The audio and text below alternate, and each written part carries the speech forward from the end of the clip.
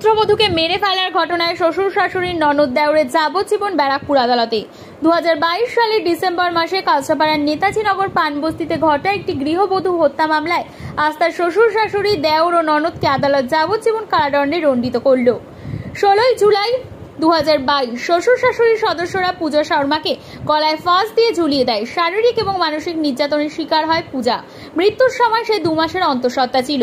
বীজপুর থানায় একটি হত্যা মামলা দায়ের করা হয়। নির্দিষ্ট সময়সীমার মধ্যে চার্জশিট দাখিল করা হয়েছিল। বিচার প্রক্রিয়া শেষে আদালতের রায়ে আজ অভিযুক্ত 4 জনকে দোষী সাব্যস্ত করে যাবজ্জীবন কারাদণ্ডে দণ্ডিত করা হলো। 16/12/2022 সালের রাতে পূজা শর্মাকে গলা টিপে 3 জন নৃশংসভাবে খুন করে এবং সেই সময় সে 2 মাসের অন্তঃসত্ত্বা ছিল। ডাউরির জন্য বিভিন্নভাবে পূজা শর্মাকে অত্যাচার করা হতো।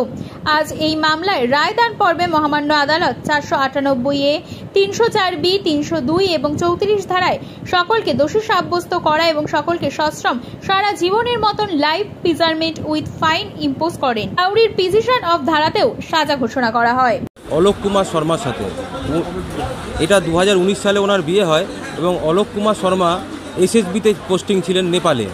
এই সময় 2022 তারিখে শ্বশুর শাশুড়ি এবং দেওর আর ননদ মিলে বিভিন্নভাবে ওনার ওপর শারীরিক নির্যাতন শুরু করেন টাকা পয়সা দাবি করে এবং সেই সময় এই পূজা শর্মা প্রেগনেন্ট ছিলেন এবং ওনার একটা বাচ্চা ছিল যার বয়স ছিল 2.5 বছর। সেই সময়তে এই পূজা শর্মাকে এরা গলা টিপে ওই বাড়িতেই হালিশহরের বাড়িতেই শ্বশুর বাড়িতেই গলা টিপে হত্যা করে এবং সেই জন্য আজকে মহামান্য আদালত second fast track Sangeeta Chatterjee জাজ উনি সবাইকে 498-এ 304B এবং 302 এবং 34 ধারা এবং তার সঙ্গে অতিরিক্ত 4 ডাউরি প্রহিবিশন অ্যাক্ট ধারা অনুযায়ী সকলকে সারা জীবন সশ্রম কারাদণ্ড, তার সঙ্গে ফাইন এবং 304B এর জন্য 10 বছর এবং তার সঙ্গে ফাইন এবং 498-এর জন্য 2 বছর তার সঙ্গে ফাইন এবং 4DP অ্যাক্ট ডাউরি প্রহিবিশন অ্যাক্টের জন্য 1 বছর সশ্রম কারাদণ্ড উইথ ফাইন। এই 4 জনকেই দোষী সাব্যস্ত করে আজকে এই সাজা শুনিয়েছেন।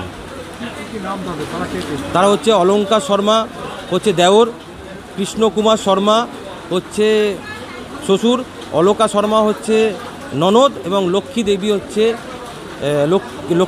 শাশুড়ি। এই 4 জনকেই আজকে যাবজ্জীবন কারাদণ্ডে দণ্ডিত করেছেন।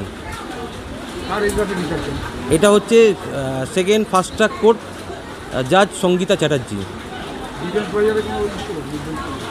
ডিফেন্সে ছিলেন, ডিফেন্স লয়াররা চেষ্টা করেছিলেন কিন্তু এই মামলা প্রমাণিত হওয়ার জন্য সকলকে সাজা ঘোষণা করেছেন।